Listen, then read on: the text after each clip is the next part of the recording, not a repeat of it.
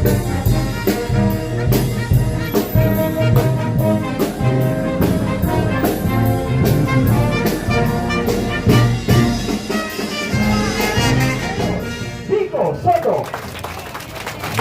Ito po kayo. Magandang umaga. Barangay Bagong Ilog. Kamusta po kayo? Masaya ba ngayong umaga mga taga Bagong Ilog? Opo, una sa lahat, sa inyong, sa bawat residente po natin at pati sa inyong pamahalaang barangay, sa pangunguna ni Kapbing, maraming salamat sa pagtanggap sa amin.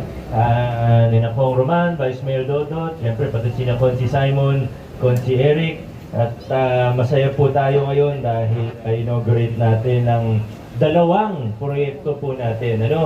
Yung una po, alam niyo naman po, pero ikwento ko na lang din po, dahil po ng lagi po nating ginagawa. Ang una po ay ang rehabilitation, concreting ng ating mga sidewalk sa F. Intalan Street, mula Abbey Street hanggang Private Arellana.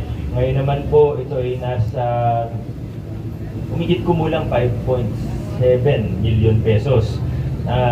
Ito po yung natapos this year.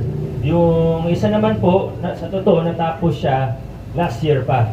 2025 po natapos yung unang bahagi ng ating programa na nasa 5.6 million naman po.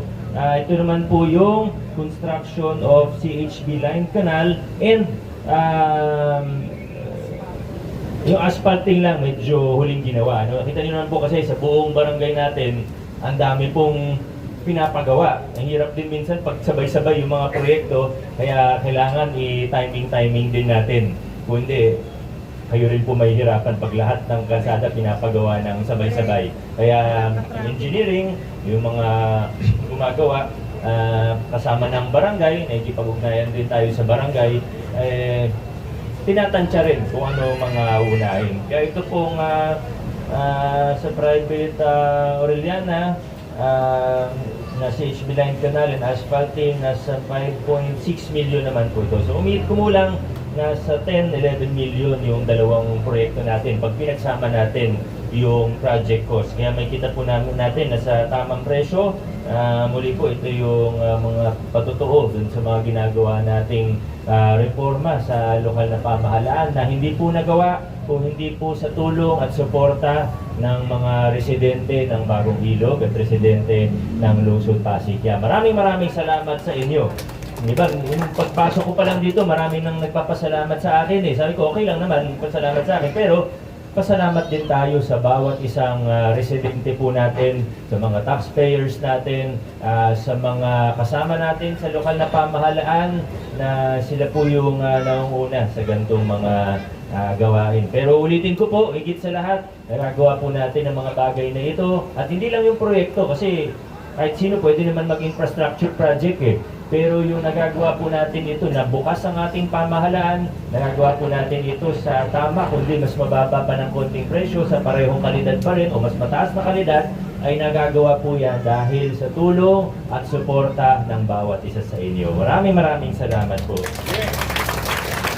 At siguro nakikita niyo naman po na may mga iba pa tayong ginagawa sa Bagong Ilog hanggang sa mga iba pang mga barangay natin sa lungsod ng Pasig. Tuloy-tuloy lang po tayo, dire-diretso lang po tayo dito sa lungsod ng Pasig. Muli po, hindi ko na masyadong habaan dahil si Father Julius ay nagsistretching na po para sa 700 meters na lalakarin niya. Sa atin pong lahat, maraming salamat. Congratulations po. Maraming salamat po, Mayor Vico Soto. At tayo po itatapos sa barangay.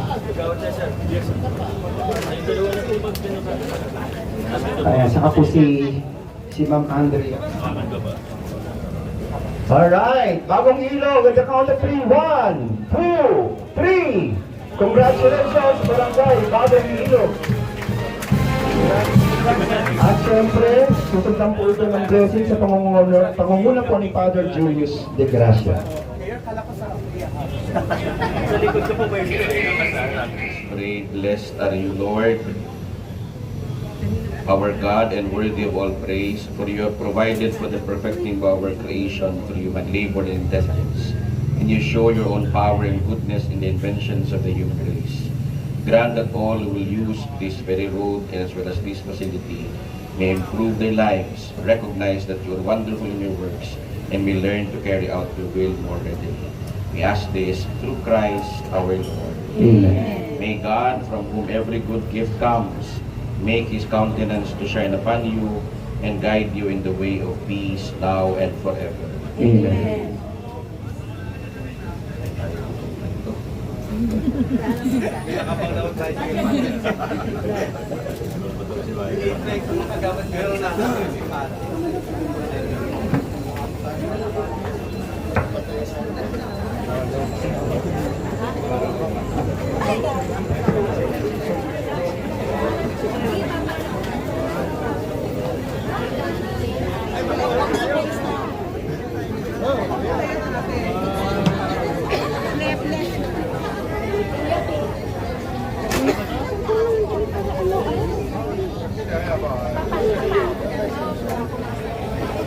Ginagawagan lang.